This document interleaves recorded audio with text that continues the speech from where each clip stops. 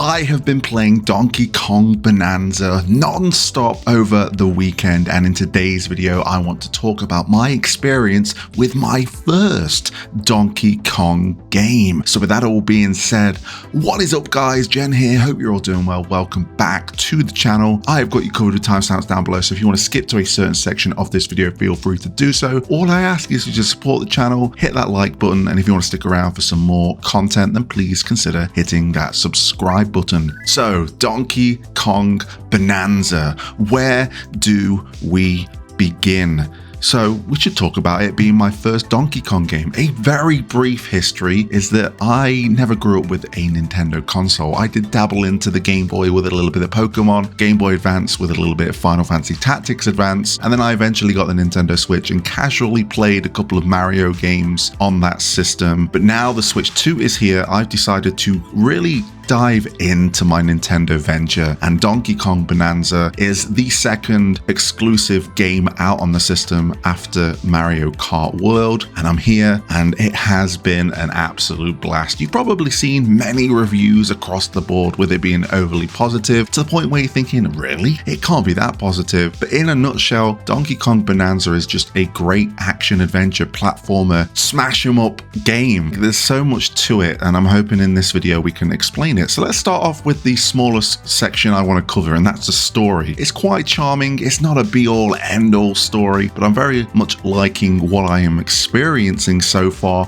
Not only that, we do have a lot of world building. There's a lot of stone tablets across the world that give you a little bit of lore of where you are and really adds to the overall narrative.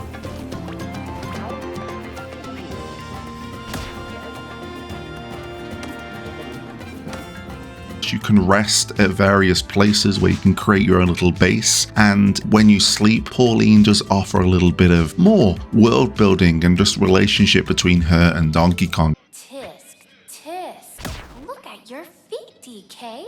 They're covered. Oh, I guess I'm pretty muddy too, huh? Whoopsies. Good night.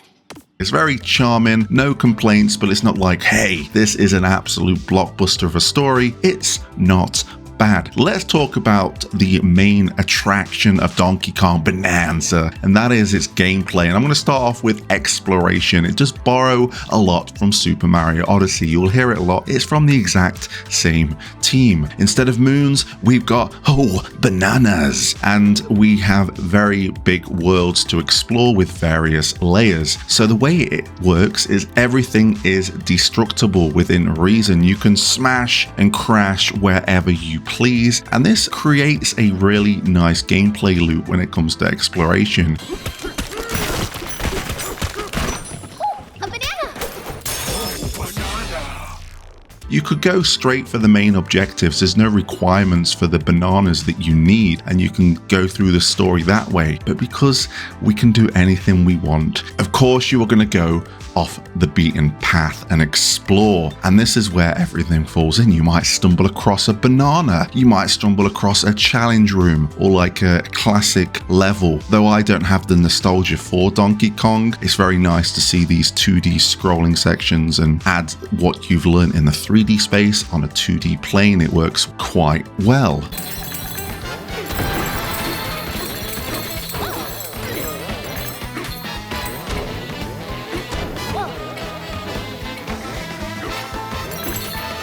There are treasure chests that spawn randomly. These treasure chests aren't going to be in the same place for everyone. Heck, there's items that we'll talk about in a little bit that increase the chance of treasure chests appearing, and sometimes you'll get gold, which is a currency that you can use, and there is a lot of NPCs across the world that require that. There are maps to find, so you can find fossils, or even maps for bananas in the world that you're in. Exploration is a treat. It's just one of those gameplay loops where I found myself aimlessly going wherever I please, like heading towards where I need to go, but collecting everything I see as I go along. It's just one of those addictive gameplay loops. You will get sucked into it and you will keep doing the same thing. Me, I'm a completionist, so I'm trying to get everything from each level, but I am kind of telling myself, hey, you know, just go through it naturally. Get distracted here and there, and then you can always go back. It's not going to go anywhere. That completion list isn't going to disappear, so I can go back, and it's probably the best way to play it.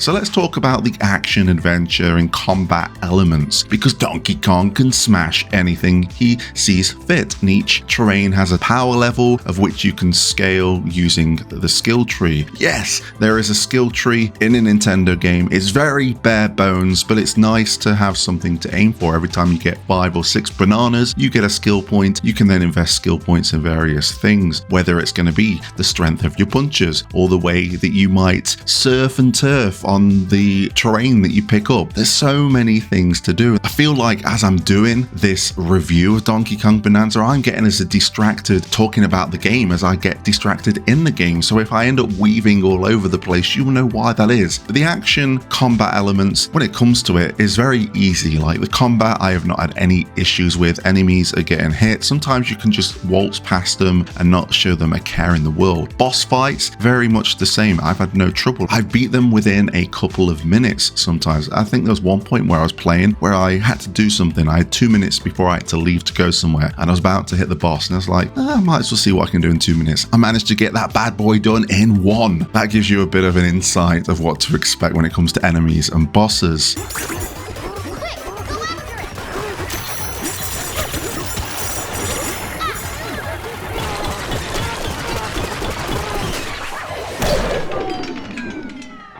I think it's really cool with all the things in the world. Like I discovered this seed that if I throw against the wall, it grows a bridge for me wherever I throw it from. And I could throw it right above me, I could throw it to the left of me, and it will make that bridge. And it really opens up that exploration even more. Focus.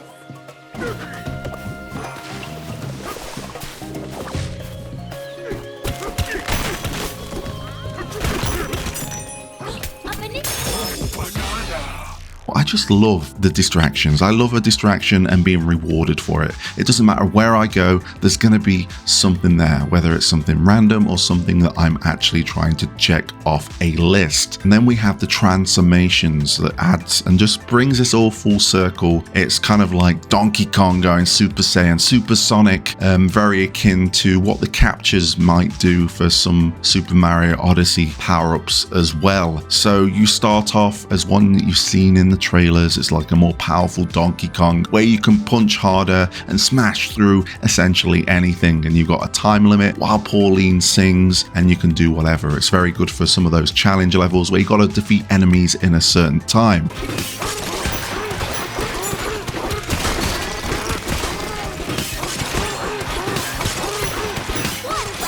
The one I just unlocked is the ostrich, which allows you the ability to glide, and that falls into the skill tree again. So for example, there are skill trees for the overpowered Donkey Kong transformation. I don't remember the actual term for that transformation, but you can make it even more powerful or make the transformation last a little bit longer. For the ostrich, you can make the glide last a little bit longer, and it's just nice to dive into. It's nice to get these transformations and then go back to previous levels, as long as you've not already 100%ed them, and find new ways to get these bananas that you might have not been able to reach beforehand. Honestly, I could go on and keep saying it's great, it's fun, it's the best game I've ever played, the best platformer, best action adventure game I've played, because it really is. I don't need to really sell you on it, because I think a lot of people are in the same boat. I think if you were to ask yourself the question, man, I really need a reason to buy a Switch 2, I think Donkey Kong Bonanza is a very good reason to get a Switch 2 if that's your type of game. But it's not really my type of game. I'm an RPG guy, though I was brought up on platformers like Sonic the Hedgehog and Crash Bandicoot and Spyro. This falls into that umbrella of just the goats. We had Astrobot last year, which I absolutely loved. I think this is on par personally for me.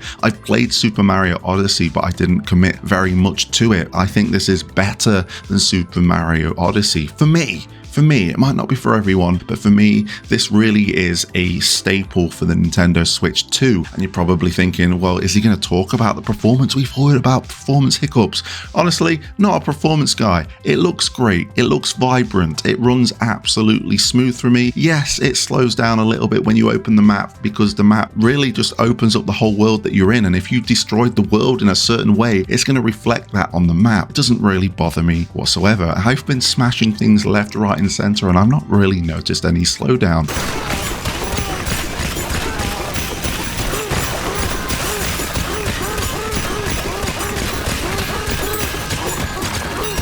And there we have it, my thoughts on Donkey Kong Bananza. It's really good platformer. It is a really good action adventure game. It has got a very addictive gameplay loop, and I do think this can be, and probably will be, alongside Mario Kart World, be a system seller for the Switch 2.